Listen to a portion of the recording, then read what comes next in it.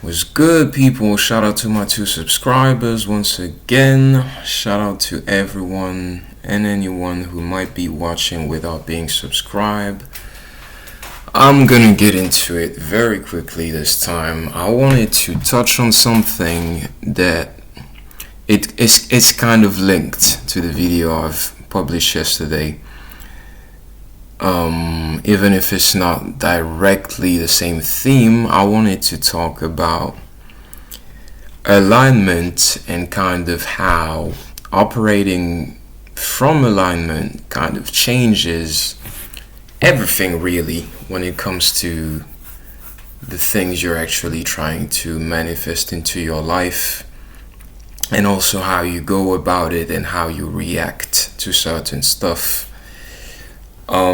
Yesterday I kind of touched on the fact that most of the blessings I was receiving right now weren't going to be in the form, at least in the beginning, aren't really in the form of like external events happening. It's more kind of an internal process. And I've kind of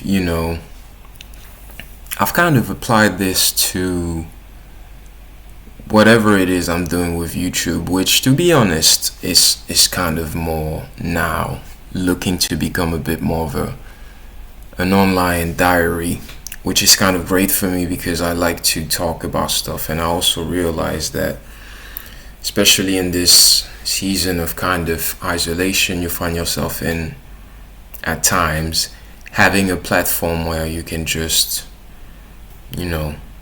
not necessarily go off, but it's like I don't have to think too much about what I'm saying. It's more pure perspective, pure I'm going through this in a moment and I'm sharing it with you, and it makes for an interesting backlog to kind of look back to once you actually physically get to where it is you want it to go.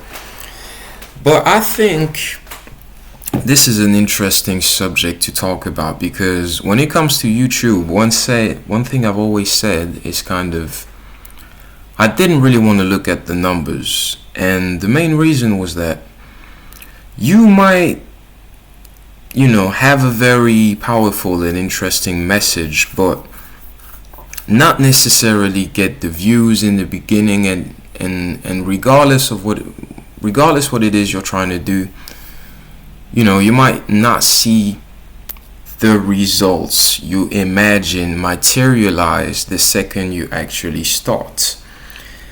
And actually working on it from faith and from alignments, I think it's an interesting one, because it kind of allows you to completely shift which metrics you're paying attention to, because a lot of people are focused on the numbers, retention count, retention rate, subscriber count, and it might sometimes make you feel like you're doing something wrong. That's not to say that there aren't things that can be improved as you go on, but sometimes I think we're kind of too focused on the analytical part of it. Is my intro is my intro strong enough? Does it really catches people as soon as the video start? Is my thumbnail right? Am I using the right tags? Which apparently tags aren't even as relevant as they used to be a few years back, with the algorithm kind of just testing things and pushing it out. Is my speech okay? Is my lighting right? Do I need a better camera and all that? And it's like I've seen so many different examples of channels of people just being themselves, kind of like old school YouTube, being themselves and just talking about what they had in mind. And I think when you couple that with the experience of faith and trying to see it as something that you could use to grow into more faith, you kind of stop looking at the metrics. Not to say that they're not nice, but they stop being the reason you actually do the things you do. And if you can actually focus on what it's actually creating within, then you don't necessarily have to wait for your subscriber count to go up for you to enjoy the process, for you to allow yourself to enjoy the fruits of what it is you're doing. Because one thing YouTube's made me, because I've been on YouTube for quite the amount of time now, which it's always relative, but I've been on YouTube for a year through different channels. I have a channel in French, which is my mother tongue.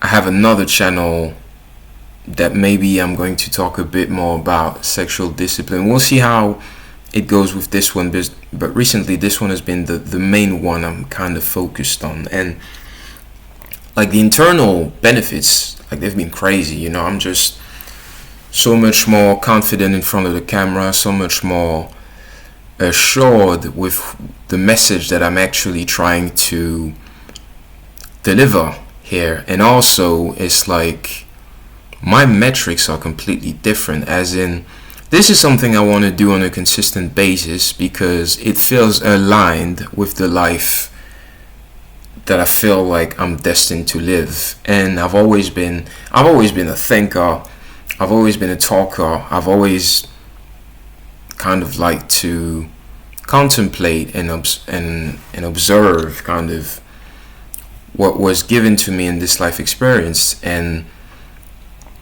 I've been watching YouTube for as long as I can remember, and I thought to myself before I started this channel, because it was actually a long time coming before I got onto it, I was just thinking, bro, I resonate with so many people's message that of course if I started YouTube, eventually there would probably be a crowd of people that I could find, or that could find me and actually resonate with what I had to say.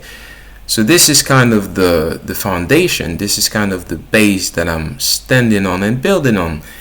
And it makes for kind of a very like stress-free experience with it. It can become very playful, you know. It's not to say that if I was in a position where I could actually make money off of it, or any type of, you know, money, networking, I'd welcome it for certain. But this is not going to be, you know, you can get really stuck if you're actually always looking at the metrics, because especially now with YouTube Studio, they're giving you everything, like how many people watch, how long do they stay on it, how, you know, how do they find you, and you're always thinking you're less, I think it could lead you to be less focused on the impact of the message you're actually trying to get out, and kind of sway you into sometimes, this is not good enough to be uploaded, this is not good enough because of the quality, because of my speech, because my accent, because the lighting, whatever. And it's like, bro, not really though, because we're in the stage, you gotta remember, this life shit, the way I see it, is a profoundly spiritual experience, is a profoundly divine experience, and this is also part of it. Materialism is part of the experience, but it shouldn't kind of define your experience. And everything now has to do with numbers in the physical and material world. You have a social security number when you're born, you have a date of birth, you have when time passes, which to be honest, time is kind of relative, you have minutes. As I'm filming right now, as I'm recording, I have like the timer just at the bottom on my screen letting me know how much time is going on. But this isn't, if you focus on the number every time, I think it's kind of getting you too much in the mind, too much in the external, too much in the physical. And actually right now, as I'm speaking to you, bro, sis, whoever is watching, I'm trying to stay on course, you know. I'm trying to stay on, okay, I have something to say to you.